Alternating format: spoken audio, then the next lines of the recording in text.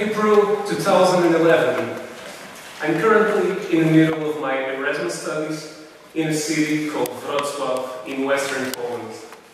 I'm finally fulfilling one of my dreams, to be living abroad and being able to interact with people in a daily form. People with a totally different culture than mine. At that moment, I was living already in my third house in 2 months only, due to some problems that I had that I don't want to speak of, let's say.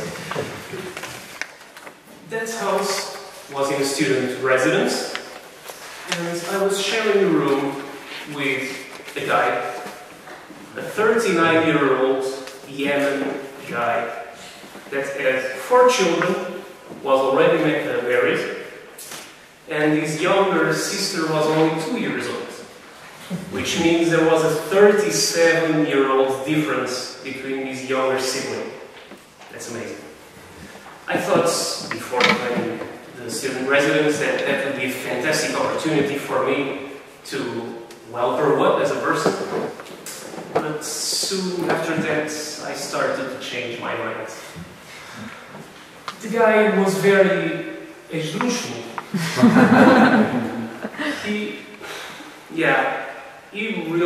I'm going to, let's say, enumerate some things that made him very peculiar.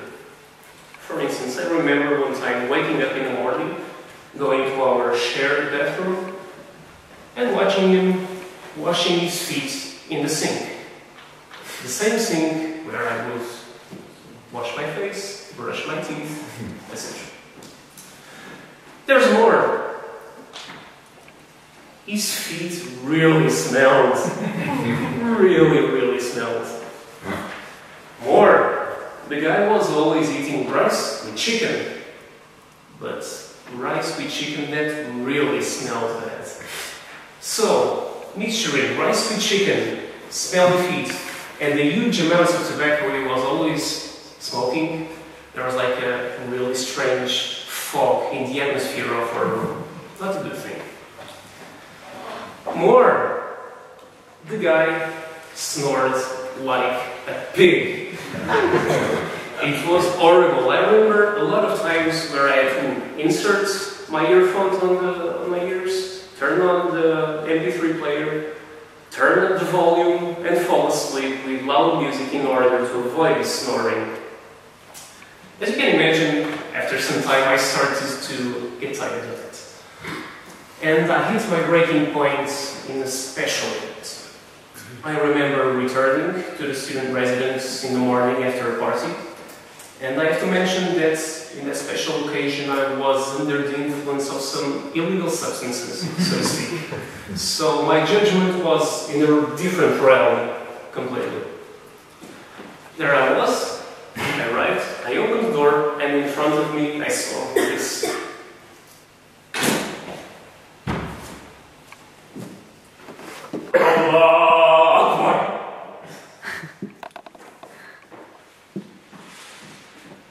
What the hell? I freaked out. I really freaked out. And decided to move out. And then looking for my 4th house in almost 3 months. I started to see a lot of rooms, making a lot of phone calls, making some registrations in some housing websites. And I started to get tired of it. So I also decided to make a trip to the city of Krakow with a Canadian/Polish girl I was seeing at the time called Melania, just in order to just rest a little bit. The trip went well.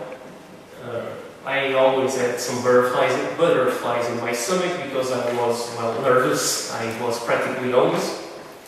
And there was a special event in that trip that's, well, influenced me, let's say. I remember I was in Oslo, and before dinner, I received a phone call. Okay, I don't recognize this number. And then I thought, maybe it's that guy that had a nice room, really cheap room, and he wants to tell me that it's available or something like that. So I picked up. Hello. Dzień dobry. Mówię radę polski. I didn't speak any Polish at the time, so do you speak English? To jest trochę brzyduri. Melania, could you translate it for me? She picked up the cell phone and she started to talk and, well, interact with the guy. And her face changed. She was like this, and then like this. I looked at her and I thought, this is not a normal call. What's going on? I mean, I know that I've done some pretty weird stuff in the last couple of months, so maybe it's the police or my last householder. Okay. She eventually, after some seconds, she looked at me and said, André, would you like a Justin Bieber CD? What's going on? Seriously? I started to, I was crazy. She eventually turned off the cell phone and she told me one thing. André, you just lost 2,500,000 euros. Okay, good.